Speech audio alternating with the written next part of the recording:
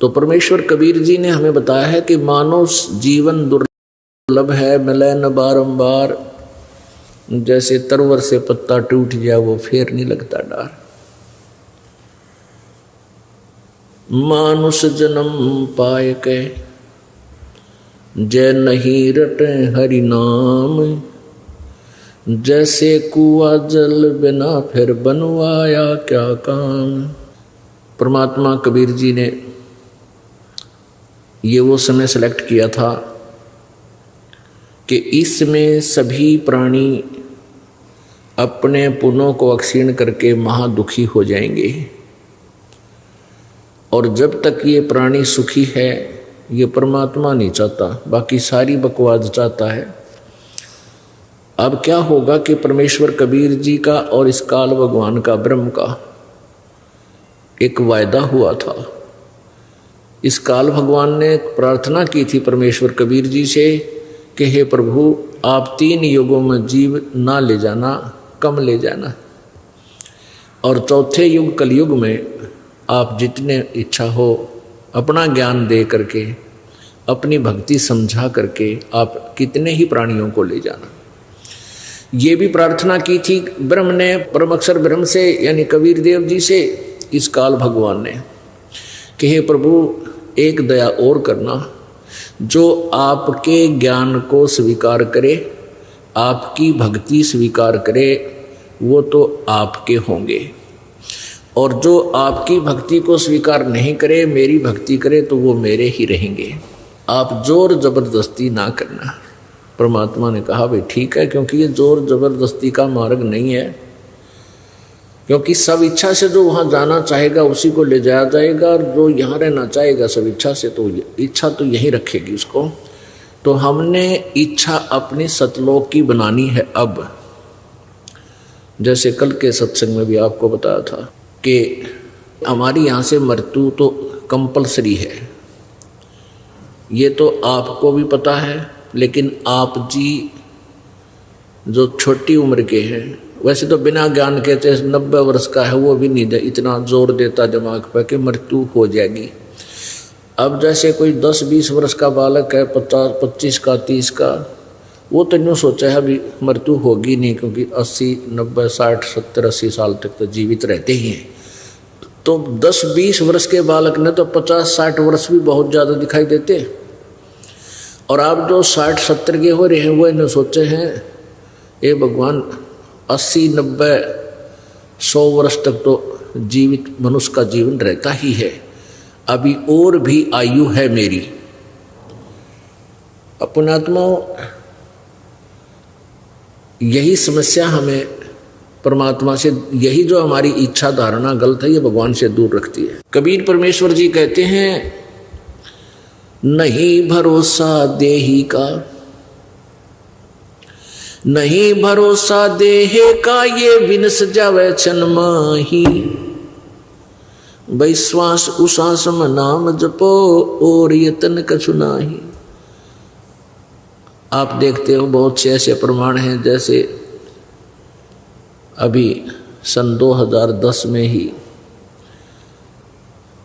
Poland देश का एक पूरा मंत्रिमंडल, जिसमें 96 सदस्य थे, 87 सदस्य थे जो मंत्रिमंडल के एक जहाज में, और कुल 95-96 व्यक्ति थे। वो जहाज क्रश हो गया, एक्सीडेंट, दुर्घटनाग्रस्त हो गया, सारे मर गए।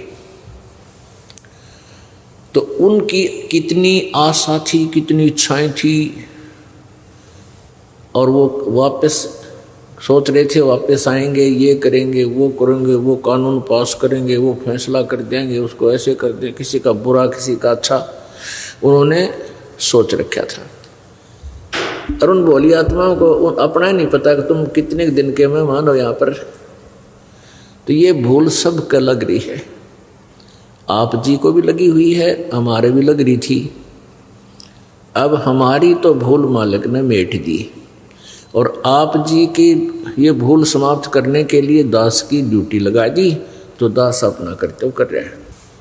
परमात्मा क्या बताते हैं, भाई मानुष जन्म दुर्लभ है, मिले न बारंबार। तरवर से पत्ता टूट गिरे वो बोहर न लगता डार।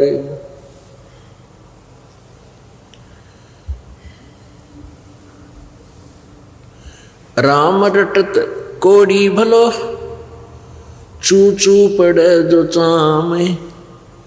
ये सुंदर शरीर किस काम का जा मुख नाही नाम। कबीर जिव्या तो वाए भली जो रटे हरि नाम। ना तो काट फेंक दियो ये मुख में भलो ना चाम। परमात्मा कहते हैं कि इस जीव का यदि यथार्थ लाभ आपने लेना है तो परमात्मा के गुणगान करने के लिए ही प्रयोग हो, अन्यथा इस मुंह में इस चाम की आवश्यकता नहीं।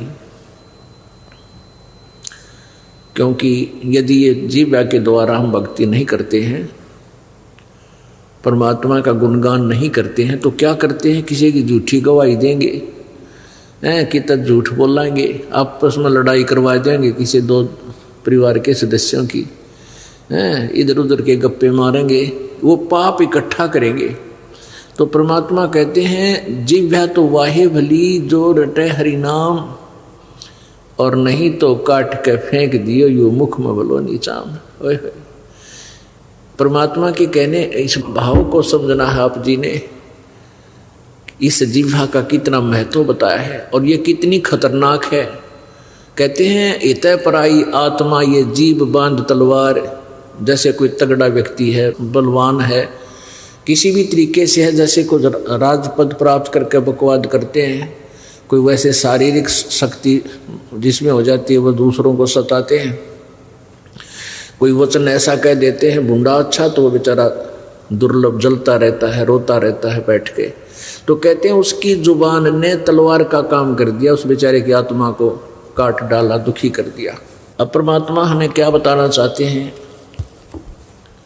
राम नाम रटते रहो, राम नाम रटते रहो, जब तक घट में प्राणे, कदे तो दीन दयाल के भनक पड़ेगी कान। पुण्यात्मा परमात्मा कबीर देव जी सारी सृष्टि के रचनहार कुल मालिक अपने उस सुख स्थान सतलोक को त्याग कर पृथ्वी के ऊपर आए सन 1398 में, संवत 1455 ज्येष्ठ सुदी जेठ उतरते की पूर्णमासी को, और भारतवर्ष के काशी शहर में बने एक लहर तारा तालाब के अंदर कमल के फूल विकसित थे। वो परमात्मा सतलोक से चलकर आए, उस लहर तारा तालाब में विकसित कमल के फूल के ऊपर एक नवजात शिशु का रूप धारण कर लिया, और वहाँ से उनको नीरू और नीमा नाम के एक दंपत्ति उठा ले गए। वो निसंतान थे, संतान की तरह उनकी परवरिश की। वैसे तो परमात्मा सबकी परवरिश करने वाले हैं, लेकिन इस काल के लोक में वो ऐसा ही कहते हैं। वेदों में परमात्मा को तस्कर कहा है। तस्कर, तस्कर माने जैसे ठग होते, ठगी करते हैं, किसी को पता नहीं लगने जाते, अपना काम निकाल ले जाते हैं।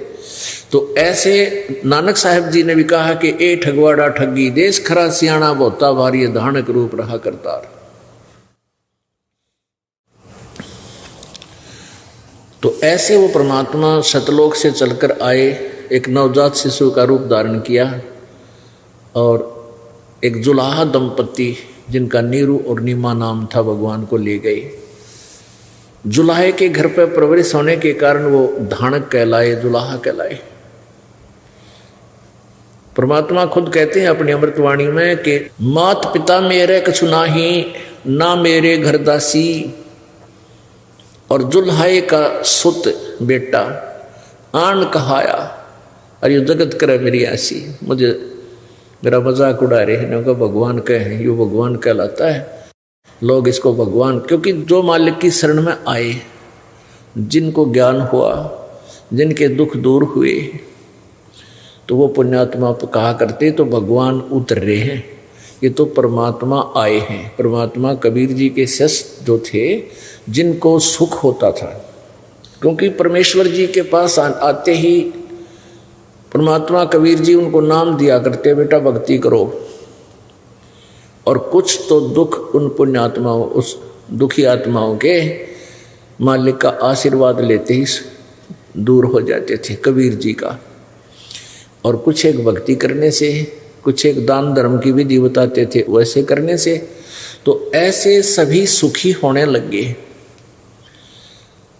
तो कबीर जी को, कबीर परमेश्वर जी की शरण में आए अनुयायी जो महादुखी सुखी हुए, वो कहा करते थे अन्य प्राणियों को, अन्य व्यक्तियों को कि भाई भगवान आ रहे हैं, परमात्मा उतर रहे हैं। हमारे घर पे इतना दुख था, मेरा पत्नी बीमार थी, मेरा बेटा बीमार था, मेरी बेटी को ये कष्ट था, हमारे पर ऐसा कर्जा हो गया था, और कुछ ही दिनों में हम सब सुखी हो गए। भाई हमारे भगवान है, ये परमात्मा है। तो दूसरे लोग मजाक किया करते थे, अगर देखो इस दानक को ये भगवान कहते हैं, आशा करते, दांदरे काटा करते, हा हा हा, देखिए उस इस दानक को परमात्मा बता रहा है ये। तो वो लोग क्या मजाक करते थे कि ये तो वहाँ नीरू नीमा को मिला है, ये किसी ऐसे कोई डाल गई इसको शर्म के मारी, इसकी माता पिता का भी पता कोई ना।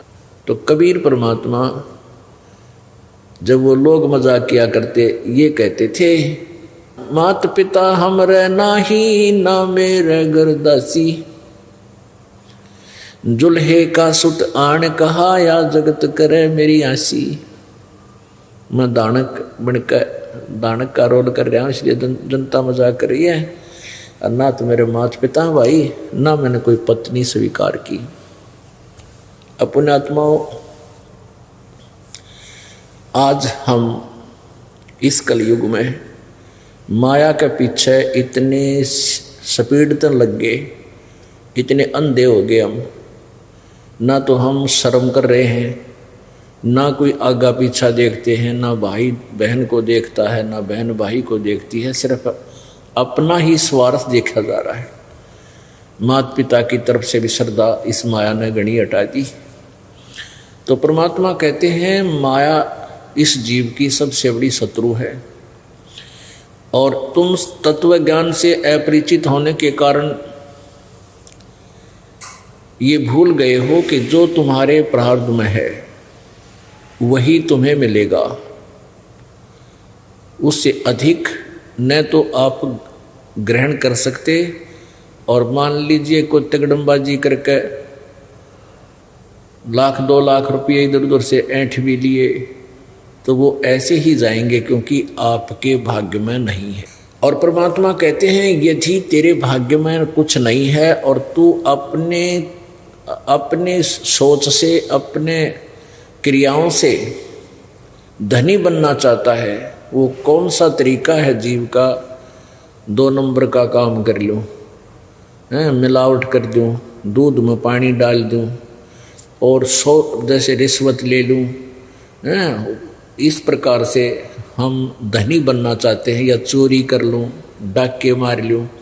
ये धनी कभी नहीं हो सकते, ये भूल है आपका। इस तरह धनी नहीं हुआ जा सकता। मान लीजिए आपने 1-2 लाख रुपया इकट्ठा कर भी लिया, इधर उधर से 2 नंबर 3 नंबर का काम करके, तो फिर क्या होगा कि कोई घर में आनी हो जाएगी, कोई बालक बीमार हो जाएगा, या स्वयं को तकलीफ हो जाएगी। और आजकल की इतनी महंगी औषधि, इतना महंगा उपचार हो गया, तो वो पैसा भी जाएगा और कष्ट भी उठावेगा, क्योंकि बीमारी रोग या कोई मुकदमा शुरू हो जाएगा, या कोई पैसा लेकर दे को नहीं, रोज का नया झगड़ा। तो वो पैसा जो तेरे भाग्य में नहीं था और तूने इधर उधर से 2-4 करके इकट्ठा कर लिया, वो तेरे पास रह नहीं सकता। लेकिन वो पैसा जो इकट्ठा करने में जो पाप किए थे, वो तेरे बैड अकाउंट में लिखे जाएंगे।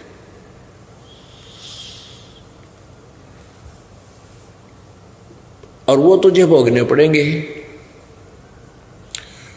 जब आपको परमात्मा के इस ज्ञान का निश्चय हो जाएगा, उस समय आप पाप कमाने से डरने लगोगे। वैसे डर नहीं बनता।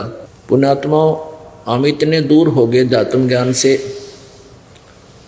जब भारत आज़ाद हुआ उस समय और उससे पहले भी लोग बहुत नेक थे। राजा लोग भी नेक थे, कर्मचारी अधिकारी भी बहुत ईमानदार होते थे। वो रिश्वत नहीं लेते थे, डरते थे भगवान से। एक राजनेता का उदाहरण हम पढ़ा करते थे। पहले ये लाइट वगैरह नहीं थी, दीपक होते थे। और एक राजनेता को ये दीपक यानी जलाने का तेल भी गवर्नमेंट से मिलता था।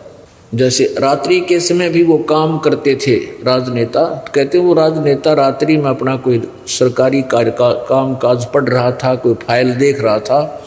उसका मित्र आ गया। उसके मित्र के आते ही उसने वो सरकारी तेल वाला जो दीपक बंद कर दिया और दूसरा जगा लिया। तब उसने पूछा कि क्या इसमें तेल खत्म हो गया था, आपने दूसरा दीप जला दिया? उस राजनेता ने कहा कि नहीं, ये सरकारी तेल है। जब तक मैं सरकारी कार्य कर रहा था तो मैंने सरकारी तेल का प्रयोग किया। अब मैं प्राइवेट बात करूंगा तो ये मेरा अपना निजी दीपक है, अपनी जेब से तेल डालता हूं, अब मैं इसका प्रयोग करूंगा। और अब क्या हो गया, आपके समक्ष है, आग लगी और तेरा गजब होइयो। ऐसा जालिम समय आ गया। राजनेता तो भ्रष्ट होए गए, साथ में ये जज लोग भी जुल्म करने लगे। एक न्यायाधीश जो है परमात्मा का रूप माना जाता है, और ऐसे ही डॉक्टर के बारे में कहा जाता है। और बहुत सी दंत कथाएं और सच्चाई इन लोगों के बारे में प्रकाश में आ रही हैं। ये बहुत ही खतरनाक समय गुजर रहा है। अब इस समय में केवल ज्ञान की आवश्यकता है और कोई समाधान नहीं हो सकता। जब इस प्राणी को डर लगेगा भगवान से, हम छोटे छोटे से थे तो हमें धार्मिक शिक्षाएं कुदरती अपने ही परिवारों से ऐसे मिलती थी, जैसे कोई भी गलती करता था नो क्या करते माता पिता कि तुझे पाप लगेगा, ऐसा ना करना। तो हम डर जाते थे। आपस में भी बच्चे एक दूसरे तो कहते तू ऐसा कर रहा है ना तुझे पाप लगेगा, तो वापस हाथ हो जाता था। और आज कोई किसी को कहे कि तू शराब मत पी, चोरी ना कर, छोटे बच्चे आपस में भी कहते हैं कि तुझे पाप लगेगा, तो क्या कहता है, लगने दे लगने दे। तो डर तो रहा है को नहीं, ज्ञान रहा नहीं, बकवादें सारी शुरू होगी। तो अब ये धीरे धीरे इस ज्ञान से ही समाप्त होगा। ज्ञान से ही बात बनेगी। ज्ञान से डर लगेगा। जब डर लगेगा, जो पता इस बोतल के अंदर विष है और उस विष को कौन खाएगा, हाथ भी ना लावे, बहुत दूर दर देगा उठा कर, बच्चे भी ना खा ले। तो रिश्वत और 2 नंबर के कार्य का जो पैसा आप अपने घर में प्रयोग करते हो, कुछ दिनों के बाद आपको अपने परिवार को विष देने की जरूरत नहीं पड़ेगी, वो विष का काम करेगा। बहुत से प्रमाण देखे इस दास ने। पहले तो इतना था नहीं, जब ये नाम लेने के बाद भी इस दास ने 7-8 वर्ष नौकरी की।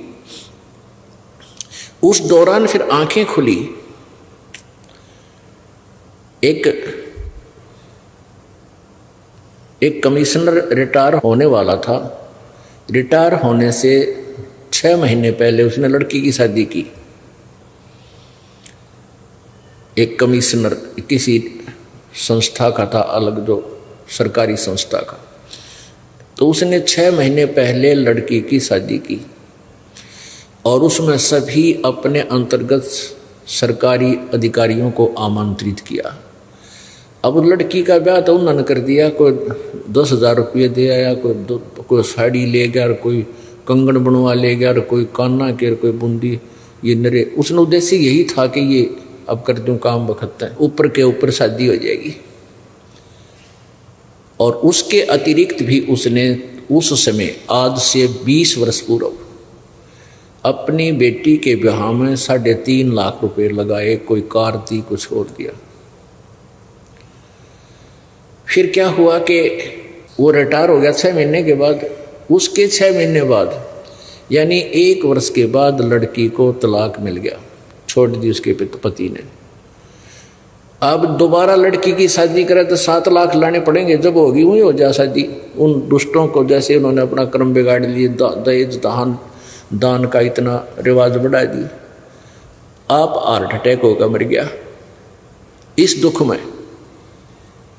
और अब क्या होगा उसके साथ, जो बकवाद कर रखी सारे जीवन में कि गधा बनेगा, बोरा धरेंगे उसके ऊपर, लठ लगेंगे, पाई पाई का हिसाब, एक एक नए पैसे का अकाउंट उसने सबका देना पड़ेगा।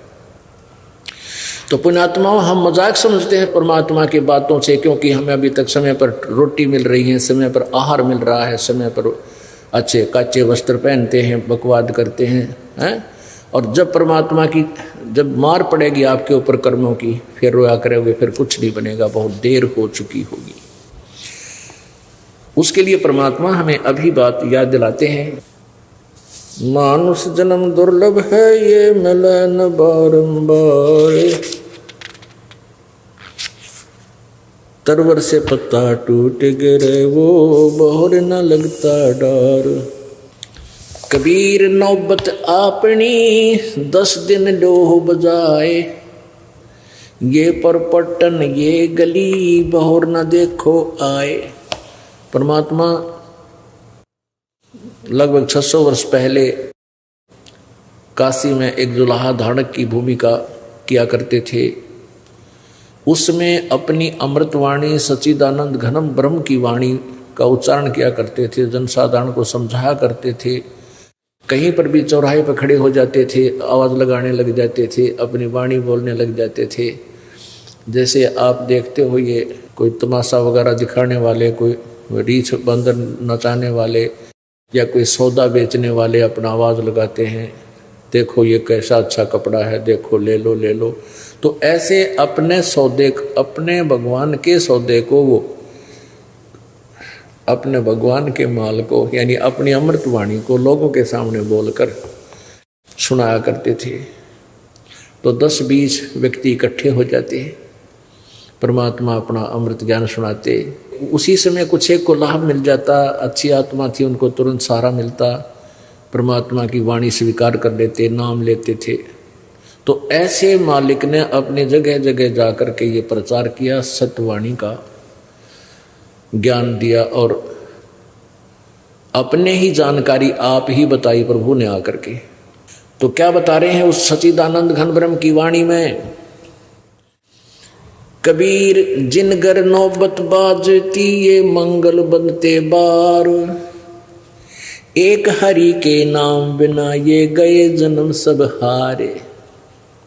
जिनकर नौबत बाजती, राजाओं के महलों में एक अलग से रिक्रिएशन रूम होया करते, लंबे चौड़े हॉल होते थे, उसमें बैठ जाते थे और उसमें ये साजंदे लोग नियुक्त किए जाते थे। वो सारा दिन वहाँ अपनी ताल तुल पीटे जाते, राजा का मूड ऑफ होता जो वहाँ आके बैठ जाता, उनकी आवाज़ें गाने गुने सुनता या मीठी मीठी धुन सुना करता था। तो इस तरह अपना टाइम पास कर गए, भक्ति की नहीं। उनके विषय बताते हैं, जिनके नौबत बाजती और मंगल बंधते बारे। मंगल के हाथी, राजा लोग अपनी समर्थता, अपने धनाढ़ का प्रमाण अपने किले के सामने बाहर सड़क के ऊपर मेन मार्ग पर हाथी बांध जा करते, हाथियों के जैसे 10, 20, 30, 50। तो बाहर हाथी, जिस राजा के ज़्यादा से ज़्यादा हाथी बंधे हुए होते तो उसको और ज़्यादा ताकतवर माना करते थे, समर्थ मानते थे। ये उनका पैमाना होता था, मेजरमेंट होती थी कि ये राजा इतना शक्तिशाली है, इतना धनाढ़ है, इतना धनी है, क्योंकि एक हाथी का खर्चा बहुत गणा होता है और जिसने 100-200 हाथी रख रखे हैं तो उसका कहना ही क्या है। ऐसे कहते हैं, जिनके नौबत बाजती और अस्थि बंधते बारे, एक हरि के नाम बिना वो गए जन्म सब हारे। जो भक्ति नहीं करते, चाहे राजा भी बना है, वो अपने पूर्व जन्म के संस्कारों को ही समाप्त कर रहा है, पुनः को क्षीण कर रहा है। आज चाहे वो कितना ही कार कोठी उसके पास हो, चाहे हेलीकॉप्टरों में घूम रहा है, तो वो अपना जन्म बर्बाद कर रहा है। और एक गरीब व्यक्ति, कहते राम रटत दारिद्र भलो, टूटी घर की छान, वो सुंदर महल किस काम के, जहाँ भक्ति नहीं भगवान। कहते हैं वो राजा जो पूरी पृथ्वी का शासक हो और भक्ति कर नहीं रहा, वो तो व्यर्थ है उसका जीवन। और एक गरीब व्यक्ति भक्त सच्ची साधना कर रहा है, चाहे वो झोपड़ी में रहता हो, उसके पास रहने के लिए पक्का मकान भी ना हो, और झोपड़ी में भी कहीं कहीं उसका घास टूट रहा हो, इतना कमजोर हो बेचारा, लेकिन यह भक्ति करता हो। कहते राम रटत दारिद्र भलो, दारिद्र में निर्धन, टूटी घर की छान, वो सुंदर महल किस काम के, जहाँ भक्ति नहीं भगवान। जो प्रसंग चल रहा था कि परमात्मा की साधना में, परमात्मा की भक्ति के लिए मानव शरीर की आवश्यकता है और किसी चीज की नहीं। पहले क्या धारणा होती थी कि ब्राह्मण लोग ये धारणा फैलाया करते थे कि जो भक्ति करने का अधिकार केवल ब्राह्मणों को ही है, सदग्रंथों को पढ़ने का अधिकार केवल ब्राह्मणों को ही है, और या फिर राजा लोगों के घर जाकर वह हवन आदि करते थे, बहुत ज़्यादा खर्चा करके पाठ वाठ का सिलसिला जारी कर रखा था। तो आम आदमी की धारणा बन गई थी कि वह भक्ति तो कहता धनी कर सकता है या ब्राह्मण कर सकते हैं। या फिर दूसरी एक धारणा फैला रखी थी कि जैसे जंगल में चले गए, घर त्याग गए, वहाँ हठ योग किया, बड़ी बड़ी जो है ना बहुत बड़ी बड़ी दाढ़ी बढ़ गई, सिर के बाल बढ़ गए, तो ये व्यक्ति ही परमात्मा पा सकते हैं। कोई खड़ा होकर तपस्या कर रहा है, कोई किसी तरह कर रहा है। और कुछ एक को ऐसी गलत धारणा पैदा कर रखी थी कि श्राद्ध निकालने से पितरों का मोक्ष होता है, और भी बहुत सारी ऐसी क्रियाएं थी जो समाज में बिगाड़ रखी थी भक्ति के मार्ग को। तो परमेश्वर कबीर जी ने आकर के ये सब इसीलिए किया था कि एक गरीब के घर आए और एक गरीबी में जीवन जिया। तो परमात्मा यही बताना चाहते थे कि परमात्मा की भक्ति करने के लिए ना तो उच्च कुल की आवश्यकता, कोई ये सोचे ब्राह्मण वर्ग में ही, ब्राह्मण वर्ण में ही भक्ति होती है, नहीं। और कोई ये सोचे कि जंगल में जाकर ही भक्ति होती है, वन में चले गए, गुफा बना ली, कि नहीं। परमात्मा की भक्ति किसी भी जाति, किसी भी मजहब में उत्पन्न प्राणी कर सकता है जिसके पास सत्य भक्ति है।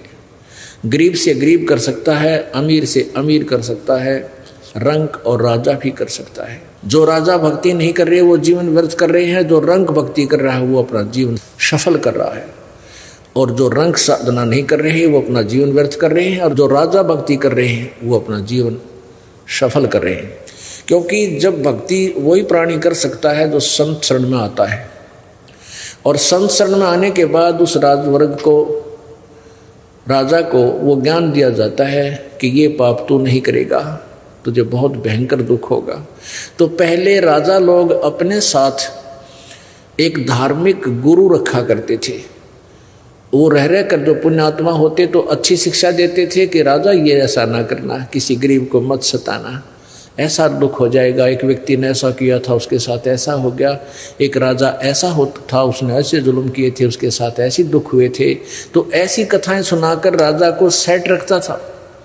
अब इन राजाओं के साथ रहते हैं चापलूस लोग जो अपने स्वार्थ सिद्धि के लिए ये कुछ भी करते रहे, राजा उनको शाबाशी देते रहते, बहुत अच्छा किया, वो आपने तो कमाल कर दिया। वो अपना उल्लू सीधा करने के लिए जब राजा उसकी प्रशंसा सुनकर खुश हो जाता तो कहते हैं ये दस्तक करिए जी, एक छोटा सा काम वो फट कर दे। तो अब तो स्वार्थी लोगों के साथ रखते हैं, न्याय करते हैं दुष्ट आत्मा राजा लोग, और पहले धार्मिक गुरुओं को साथ रखा करते थे। वो उनको समय समय पर कहते थे कि तू सदा राजा नहीं रहेगा, और राज पा करके पाप करता तुझे भोगने पड़ेंगे, पशु बनेगा, पक्षी बनेगा। तो डर के काम करा करते। अब परमेश्वर कबीर जी ने आकर के यही प्रमाण दिया था कि देखो भाई, मैं सबसे गरीब आदमी हूं, निर्धन, मैं सबसे निर्धन व्यक्ति हूं, और मैं भी परमात्मा पाऊंगा, और मैं सबसे यानी शूद्र वर्ण में आया हूं, और मैं भी परमात्मा पाऊंगा, भक्ति करूंगा। वो तो एक लीला कर रहे थे, हमें समझा रहे थे। तो इस प्रकार परमेश्वर ने एक शूद्र वर्ण चुना कि ये भ्रम मिटा दूं, जो नौके हैं ब्राह्मण लोग ही पार होंगे, या धारणा मिटानी थी दाता ने। और एक ये समस्या हल करनी थी कि लोग कहते हैं कि भाई गृहस्थी पार नहीं हो सकता। गृहस्थी परमात्मा कबीर जी गृहस्थी नहीं थे, बाल बच्चे नहीं थे, लेकिन उन्होंने एक गृहस्थी का जीवन जीकर हमें एक मार्गदर्शन किया। एक लड़का 13 वर्ष की आयु का मृत्यु को प्राप्त हो चुका था, उसको जल प्रवाह कर दिया था उनके घर वालों ने। क्योंकि कुछ ऐसे कबीले हैं, ऐसा कोई जन समुदाय है जो न तो वो जमीन में गाड़ते हैं, न सहा करते हैं, वो फूंकते नहीं, वो जल प्रवाह कर देते हैं। अपनी क्रियाक्रम के आधार से एक फ्लोटिंग बेड़ा सा बना के, एक घास फूस का एक बना के और लंबा सा उसके ऊपर लिटा देते हैं, 100 साइज का ही, 100 के आकार का इतना लंबा बना करके उस पर लिटा करके, और जल प्रवाह यानी दरिया में डाल देते। तो दरिया में बहता हुआ मुर्दा फिर जाकर के वो समुद्र में पहुंच जाता, और वहाँ मछलियाँ उसके मांस को खा लेती। उनका मानना है कि ऐसे उसको पुण्य मिल जाएगा, उसके शरीर से कुछ जीव जंतु तृप्त होंगे। तो एक लड़के की ऐसे मृत्यु हो गई थी, उस कबीले ने, अपने परिवार के कुल के लोगों ने उसको जल प्रवाह कर दिया था। एक शेख तकी नाम का सिकंदर लोधी दिल्ली के बादशाह का पीर था, वो कबीर परमात्मा से ईर्ष्या रखता था, और सिकंदर लोधी को विश्वास हो चुका था, क्योंकि सिकंदर लोधी के कई दुख दूर कर दिए थे प्रभु ने, कबीर परमेश्वर ने। अब वो राजा जो अपना धार्मिक गुरु रखता था, उसका नाम था शेख तकी। वो शेख तकी नीच व्यक्ति था, वो अपने स्वार्थवश ही राजा का गुरु बना हुआ था, उसने अच्छी शिक्षा नहीं देता था। तो शेख तकी ने कबीर परमात्मा से ईर्षा शुरू की। तो राजा ने पूछा कि शेख तकी जी, आप किस पर क्यों नाराज रहते हो? तो शेख तकी ने कहा कि आपने ये दूसरा गुरु बना लिया है, ये मुझे खटक रहा है। ये हिंदू है तो मुसलमान है, ये है वो है। तो सिकंदर लोधी ने कहा कि ये भगवान है, ये अल्लाह का रूप है मेरे लिए। मेरा बहुत असाध्य रोग था, आशीर्वाद से ठीक किया।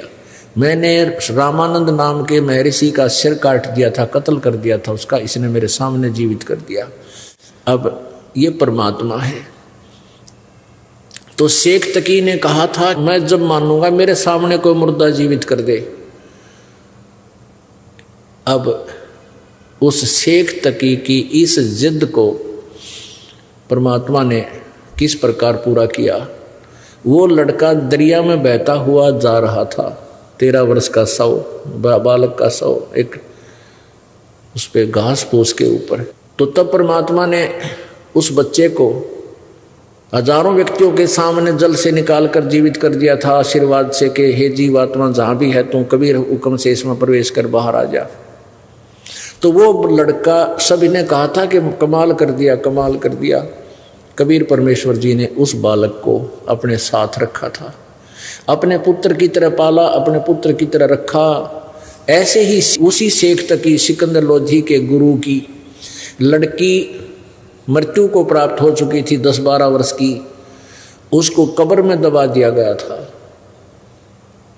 तो इस शेख तकी ने यह कंडीशन रख दी कि यदि मेरी लड़की को ये जीवित कर देगा कबीर तो मैं मान लूंगा ये अल्लाह का पैगंबर है। तो परमात्मा ने उस कब्र को फुड़वा कर कबीर जी ने उस 12-13 वर्ष की बालिका को जीवित कर दिया था, सबके सामने, हजारों व्यक्तियों के सामने। सबने कहा था कमाल कर दिया, कमाल कर दिया। लड़की का नाम कमाली रख लिया। लड़की ने अपने पिता शेख तकी के साथ जाने से मना कर दिया और 1.5 घंटे तक प्रवचन किया वहाँ हजारों लोगों के सामने कि ये परमात्मा अल्लाह आए हुए हैं, ये पूर्ण ब्रह्म है, ये कबीर हैं। और अपने पिता को धिक्कारा था कि तू मेरा पिता नहीं है, तू शत्रु है भगवान का, इनके साथ तो द्वेष रखता है, और मेरे असली पिता मुझे मिल गए, मैं अपने पिता के साथ रहूंगी। तो ऐसे कबीर जी के दो बालक, मुंह बोले बालक थे, कमाली नाम की बेटी, और उस लड़के का नाम भी कमाल रख दिया था, जो दरिया में जीवित किया था। दरिया से बहता हुआ शव आ रहा था, मुर्दे को जीवित किया था। तो ऐसे परमात्मा के दो तो माता पिता, मुंह बोले नीरू और नीमा माता पिता, और कमाल और कमाली बेटा बेटी, ये परिवार था। पहले नीरू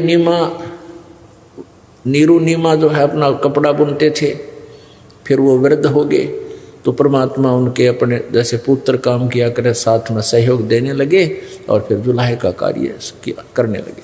तो परमात्मा क्या करते थे कबीर जी, जैसे जितना कपड़ा बुनते थे, कपड़े की जो मेहनताना आता था, उसमें से अपने घर के खर्च के लिए ले आते थे खाद्य सामग्री, और शेष को भंडारा कर देते थे। जैसे एक हफ्ते में और 10 रुपये की कमाई होगी, पहले इसी होया करते थे। मेहनताना बुनाई का होता था, कुछ पैसे देते थे, कुछ वैसे दाने दे देते थे, गेहूं दे देते, चने बाजरा ज्वार दे देते थे।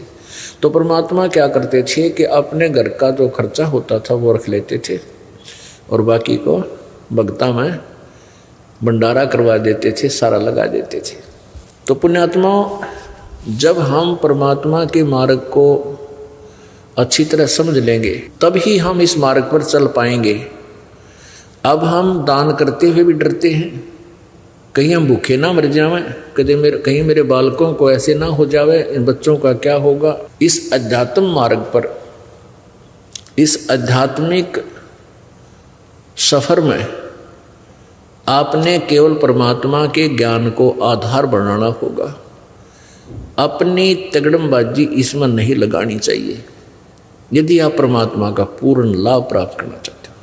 ये आप अपने जो है ना नोट कर लेना कि तक खास किसी डायरी के कोने में। और वही प्रमाण परमात्मा ने हमें दिया है। अब जैसे एक सेठ था, उस सेठ ने अपने मुनीमों से कहा, अपने वो लेखाकारों से, अकाउंट रखते थे जो मुनीम, उसने कहा कि मुझे ये बताओ मेरे पास कितना धन है, मेरी कितनी पीढ़ी इससे गुजारा कर सकती है, आने वाले मेरे वंशज कितनी पीढ़ी इससे गुजारा कर सकती है। तो उन्होंने अकाउंट लगा के बताया कि आपकी 6 पीढ़ी, यानी आपके छठे पोते तक किसी ने भी हाथ लगाने की, काम करने की आवश्यकता नहीं पड़ेगी। इतना धन है, वो आराम से अपना जीवन निर्वाह कर सकते हैं। 6। तो उस सेठ को, धनी को चिंता बन गई, अरे मेरी 7वीं पीढ़ी क्या खाएगी, उसके लिए व्यवस्था बताओ, उसके लिए कुछ क्रिया बताओ, कैसे होना है पता करो किसी से। तो उन्होंने बुद्धिमान व्यक्ति थे, उन्होंने कहा जी साधु संत भक्त बताया करते हैं। एक धार्मिक व्यक्ति बहुत अच्छा था, उसको बुलाया, सेठ से वार्ता कराई। तो उसने बताया कि आप ऐसा करो सेठ जी, ज़्यादा धन कमाने के लिए दान बढ़ाओ। दान में कहा कि तुम गरीबों को आटा वगैरह दे दो, जो गरीब है आसपास उनको आटा, खाद्य सामग्री, चावल दाल दे दो, बांटो। महीने में 1 दिन या 2 महीने में, जैसा कि उसने नियम बताया। तो वो सेठ ने, उस धनी व्यक्ति ने एक गरीब की झोपड़ी देखी भगत की, और वहाँ लेकर गया वो 2 किलो आटा, 2 किलो दाल, थोड़ी बहुत पूरा चावल। उसको कहा ले भाई भगत जी, कुछ ये ले लो, भोजन की सामग्री है, मैं सीधा ले आया हूँ। सीधा बोला करते उसने। तो भगत अपनी पत्नी से कहने लगा कि भगवान देखना अपने पास कितना सामान शेष है। उसने जाकर देखा कि जी शाम का भोजन का व्यवस्था है, शाम की तो रोटियों का सामान है अपने पास। तो उस व्यक्ति ने कहा भगत ने सेठ को कि सेठ जी हम नहीं लेते, आप आगे दो किसी को, शाम की रोटियों का हमारे पास है। वो बैठ गया, अरे तेरा गजब हो गया, मैं तो 7 फीट डी की चिंता कर रहा हूं, सवेरे की भी को नहीं। तब उस भगत से कहा रे भले आदमी तू सुबह क्या खाएगा? उसने कहा कि भाई शाम का दिया सुबह का भी देगा। तो क्या बताया, पौ फाटी पगड़ा बया जागी जिया जूने, वो सबका हो को देत है भाई चौंच समाना चूने। कहते हैं सुबह होती है सब्जियां जून जाग जाती है, कहते हैं सबको चौंच समाना चून, चिड़िया को कब्बर को थोड़े उनको जो आहार है वो देता है, और शेर खर्च है मान ले मनुष्य का उसको भी देता है, और 1 मन हाथी खाता है प्रतिदिन एक टाइम पर, उसकी भी व्यवस्था वो परमात्मा ही करता है। उस भक्त ने फिर उसको समझाया, काफी देर सत्संग सुनाया कि माँ के पेट में किसने व्यवस्था की थी भले आदमी। बच्चे के बाहर आने से पहले माँ के सतन में दूध नहीं था, और माँ के गर्भ से बाहर आते ही बच्चे के लिए परमात्मा ने सतन में ढेर सारा दूध दे दिया। अरे तू 7 फीट डी की चिंता करता है, तू आज मृत्यु हो जाए तेरी कल क्या करेगा? तो फिर उस भक्त ने यह भी बताया, क्योंकि परमात्मा कहते हैं 100 छल छिद्र मैं करूं, वो आकर बन कर बैठ गए भगत वहां पर स्वयं ही मालिक ऐसी लीलाएं करते हैं, बनावटी स्त्री बना लेते हैं, क्योंकि एक जीव को अपने पिछले पुण्यकर्मी प्राणी एक पुण्यात्मा को भक्ति मार्ग पर लगाने के लिए कहते हैं 100 छल छिद्र मैं करूं अपने जन के काज, गोता मारू स्वर्ग में जा बैठू पाताल, कह कबीर ढूंढता फिरूं अपने हीरे माणिक लाल। तो इतनी पुण्यात्मा था वो व्यक्ति सेठ, उसके लिए परमात्मा ने लीला की, फिर ज्ञान समझाया। फिर परमात्मा उस झोपड़ी के वाले के रूप में बैठे भगवान उस भगत रूप में परमात्मा ने कहा कि सेठ जी अगर तू आगे धन ही चाहता है तो दान कर दे, सारी संपत्ति का ना तेरा कोड लगेगा। तो उस सेठ ने फिर वो सारी संपत्ति अपना दान धर्म पर लगानी शुरू कर दी। और इस प्रकार कहते हैं जतन धन चाहिए तो दान कर, ऐसे लाभ नहीं होता। और परमात्मा उन्हीं व्यक्तियों के साथ होता है जो भक्ति करते हैं। कबीर परमात्मा कहते हैं कल्पे कारण कौन है कर सेवा निकाम, और मन इच्छा फल देवेगा जो पड़े धनी ते काम। आप भक्ति करते हो, सेवा कर रहे हो, दान कर रहे हो, सत्संग श्रवण करते हो। अब आपका बालक कहीं सफर में है और एक्सीडेंट हो गया, उस जिस गाड़ी में वो है, तो वहाँ धनी का काम है, वहाँ चाहे राष्ट्रपति हो, चाहे प्रधानमंत्री, चाहे मुख्यमंत्री, चाहे आम व्यक्ति, वहाँ कोई बचाव नहीं कर सकता, केवल परमात्मा बचा सकता है। तो यहाँ कहते हैं कि तुम कल्पे कारण कौन है कर सेवा निकाम। सेवा माने पूजा, यानी पूजा के अंदर सारी व्यवस्था आ जाती, सेवा कहो चाहे पूजा कहो, साधना कहो। तो कहते हैं कल्प ये तू मन में ये उथल पुथल मत रखा कर है, कदे न्यू ना हो, कहीं ऐसा ना हो, कहीं ऐसे हो जाए। कहते तुम जो हमने कहा तू ऐसे करता रहे और फिर देखना मन इच्छा फल देवेगा जो पड़े दनीते काम। परमात्मा से कितना मांगना चाहिए? साईं इतना दीजियो जिसमें कुटुंब समावे, हम भी भूखे ना रहे अतिथि न भूख हो जाए। अब परमात्मा से मांगना, परमेश्वर ने ही हमें बताया कि क्या मांगो तुम, कि हे प्रभु इतना दीजिए जिसमें कुटुंब समावे। कुटुंब समाने का अर्थ है रिक्वायरमेंट ऑफ फैमिली, यानी परिवार की आवश्यकताओं की पूर्ति हो जाए, उसको कहते हैं कुटुंब समाना। अब आवश्यकता के किस किस चीज की है आपके घर पे, तो वो परमात्मा ही आपकी पूरी करेगा। और हम भी भूखे ना रहें, अतिथि ना भूख हो जावे। पुण्यात्मा परमात्मा कबीर जी हमारे लिए एक उदाहरण पेश करके गए कि अभी मैं कति गरीब आदमी था, बहुत निर्धन था, मैं बहुत निर्धन हूँ और दान धर्म करते थे, घर पे कोई संग्रह नहीं करते थे और साथ में भक्ति मार्ग का प्रचार भी करते थे। अब भक्ति मार्ग के प्रचार में जैसे अब दास के साथ हो रहा है, ऐसे ही परमात्मा के साथ होता था। परमात्मा कबीर जी कहते थे सच्चाई, और वो नकली गुरु, नकली आचार्य, नकली महर्षि वो कहा करते कि जुलाहा झूठा है, ये वेदों और गीता के विरुद्ध बोलता है, ये पुराणों के विपरीत बात करता है, ये हिंदू धर्म का विरोधी है।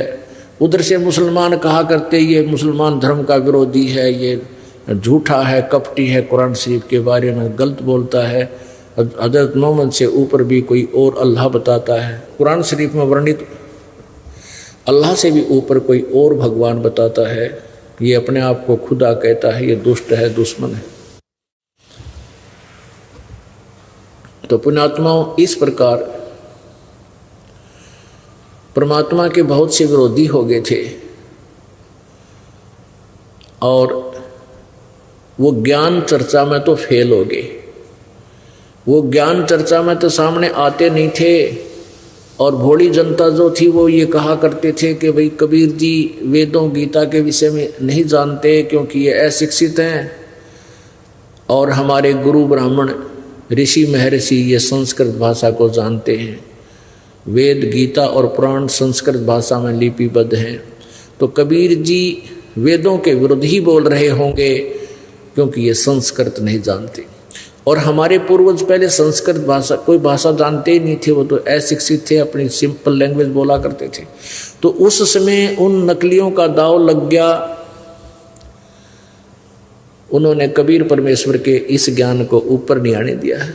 तो उन्होंने परमात्मा ने जो परमात्मा लीला किया करता है वो लीलाएं की और वो लीलाएं वेदों और पुराणों में वर्णित पाई कि भगवान जब ऊपर से आता है सतलोक से सहशरीर आता है, सहशरीर जाता है और अपने लीला काल में वो क्या क्या लीलाएं करता है। यहाँ जब रहता है अतिथि रूप में, कुछ समय के लिए मेहमान रूप में आता है, तो वो जो लीलाएं कबीर जी ने की वो सारी वेदों में वर्णित पाई। तो पुण्यात्माओं, आज हम अपने भगवान को पहचान सके। जब इन काजी और मुल्लाओं ने और हिंदुओं के ब्राह्मणों ने हर तरह से कोशिश कर ली कि कबीर ज्ञान में तुमसे आगे है, भले ही तुम संस्कृत को बोलने वाले हो लेकिन जनसाधारण कबीर जी की वाणी को अधिक महत्व देता है। तो कबीर जी को मारने के लिए बहुत से प्रयत्न किए गए उन दुष्टों के द्वारा, लेकिन निष्फल रहे, क्योंकि भगवान को मारना, भगवान तो अजर व अमर होते हैं, लेकिन वो तो अंधे गधे थे जो भगवान के मार्ग में खड़े होकर के भगवान का विरोध कर रहे थे।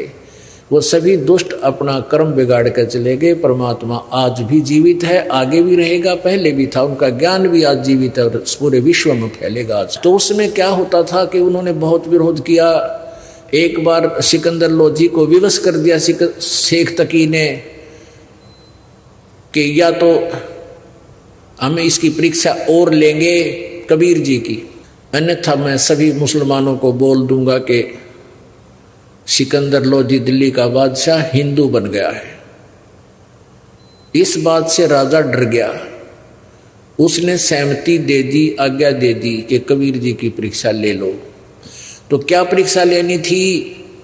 उस शेख तकी ने कहा हजारों व्यक्तियों मुसलमानों को इकट्ठा कर लाए, हिंदू भी इकट्ठे हो गए कि देखेंगे ये क्या होगा, क्योंकि दोनों ही वर्ण को, दोनों ही वर्ग को, हिंदू और मुसलमानों को उनके गुरुओं ने कबीर जी का विरोधी बना दिया था। तो एक शत्रु, कबीर जी को शत्रु मानते थे अपने भगवान को, तो उस शत्रु के साथ जो वो मानते थे परमात्मा को, अब उनको जलाना, उन्होंने कहा कि उबलते हुए सरसों के तेल के कढ़ाई में डालेंगे, गरम, बहुत गर्म करके देखेंगे, ये जीवित रहा तो हम मान लेंगे अल्लाह है। तो हिंदू भी मुसलमान भी सब इकट्ठे होकर उस कौतुक को देखने आए। शेख तकी ने एक कढ़ा तेल का बहुत बड़ा, उसके नीचे लकड़ डलवा दी, बहुत तेज आग बढ़वा दी, ऐसे तेल उबड़ा जैसे चाय बनाया करें जब उबड़ा करें कुछ उसी तरह। और शेख तकी ने कहा कि डालो पकड़ के कबीर को इस कढ़ाई में। कबीर परमेश्वर ने कहा कि ये भी कष्ट आप ना करो, मैं अपने आप बैठ जाता हूं। परमात्मा चलकर कढ़ाई के अंदर उतर गए, बैठ गया आराम से। बैठ के इतना शरीर बाहर है, बाकी शरीर तेल के अंदर है, लेकिन आराम से बैठे हैं। तेल ने कोई प्रतिक्रिया नहीं की। तो शेख तकी ने कहा कि ये जादू जंत्र जानता है, इसने तेल को ठंडा कर दिया, इसकी तासीर ठंडी कर दी, ये वैसे उबलता नजर आ रहा है। सिकंदर लोधी बादशाह ने सोचा था उंगली डालकर देखता हूं सचमुच ये ठंडा है या गर्म। तो कबीर परमेश्वर ने कहा कि राजा उंगली मत डालना, उंगली नहीं पाओगी, तेरी इतना गर्म है। इस मूर्ख के कहने से कहीं तू काम बिगाड़ दे। राजा ने सोचा जब गुरुजी बैठे हैं और ये नहीं जल रहे, तेरी उंगली के बिजली पड़ेगी। उन नाटते नाटते मना करते करते उंगली तेल में डाल दी।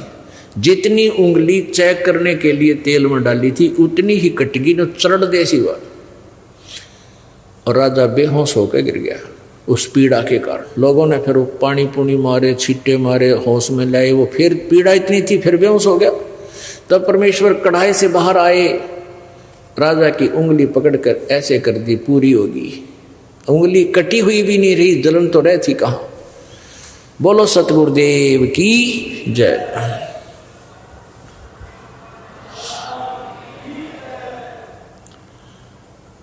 अब शेख तकी का तो मुंह लटक गया, उसकी तो मां सी मर गई। वो तो सोचा था ये मर जाएगा, दुश्मन है, तेरी महिमा बनी रहेगी। अब उस लीला को देखकर हजारों तो मुसलमान शिष्य हो गए कबीर परमात्मा के, हजारों की संख्या में हिंदू शिष्य हो गए, लेकिन वो दुष्ट शेख तकी नहीं माना। कहते हैं राज तजना सहज है, सहज त्रिया का नेह, मान बड़ाई ईर्षा भाई दुर्लभ तजना ये। राज्य भी त्याग सकता है इंसान और घर भी त्याग सकता है, लेकिन मान बड़ाई ईर्षा ये नहीं त्याग सकता, और इनके त्यागे बिना भगवान मिला नहीं। अब शेख तकी ने फिर क्या किया, कुछ दिनों के बाद फिर सभी मुसलमानों को इकट्ठा किया आसपास के, अपने 1000-2000 लेके राजा के पास गए कि या तो इसकी हम एक परीक्षा और लेंगे अंतिम, और फिर हम मान लेंगे ये अल्लाह है। तो शेख तकी, क्योंकि राजा का इतना ब्यों तो है, 1000-2000 10,000 आदमी उसके पास आ जाए तो घबरा जाता है, कहने लगा ले जाओ भाई, कर लो जो तुमने करना है।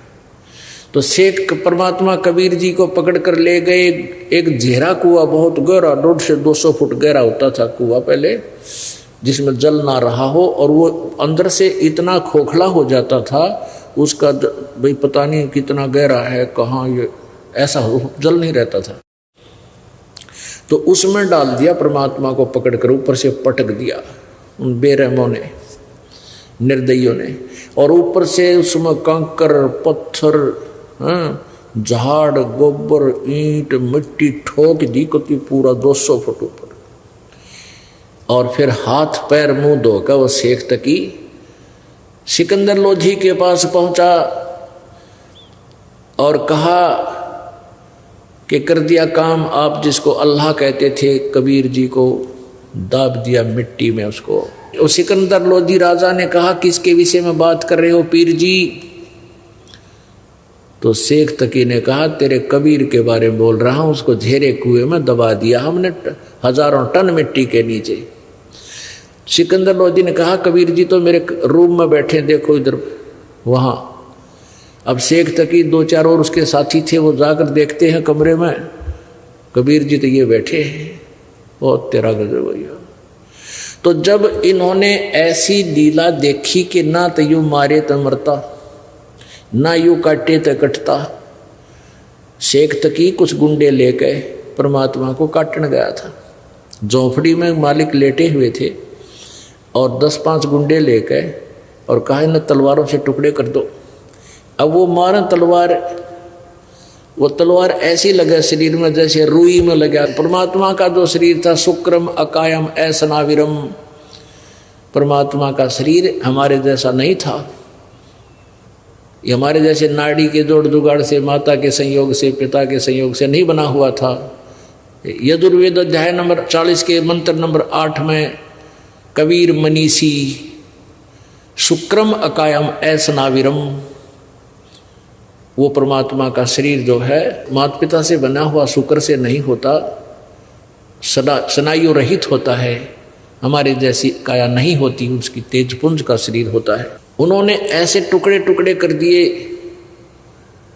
और जब वो चलने लगे, जब परमात्मा बोले रसेक तकी आ जाओ बैठ जाओ भाई, कुछ दूध चाह पी के जाइयो, ऐसे क्यों भाग रहे हो। अब जब कतियों ने टुकड़े कर दिए थे उन गुंडों ने, बदमाशों ने, और उन्हें देखा ये आदमी तो फिर भी बोल रहे, वो डर गए, उनका दिल दहल गया। क्यों तो भाई भूत से, कईयों का तो बुखार हो गया, बुरा हाल हो गया। तो फिर उनको उनके माता पिता उनकी परमात्मा के पास लाए, आशीर्वाद लिया, और परमात्मा ने कहा बेटा इस दुष्ट के पीछे मत लागो, ये तो गंदा आदमी है, तुम्हारे कर्म बिगड़वा देगा। तब वो ठीक हुए, अगो हो भूत तक को नहीं तो आदमी है। तो ऐसे जुल्म इन्होंने किए, परमात्मा का कुछ नहीं बिगाड़ पाए। तो फिर न सोचा भाई ये तो हमारे जो है मार्ग में बहुत बड़ा रोड़ा बन गया। तो उन्होंने क्या स्कीम बनाई, हिंदू और मुसलमानों के गुरुओं ने इकट्ठा बैठ के आपस में सलाह की कि इसके साथ ऐसा करते हैं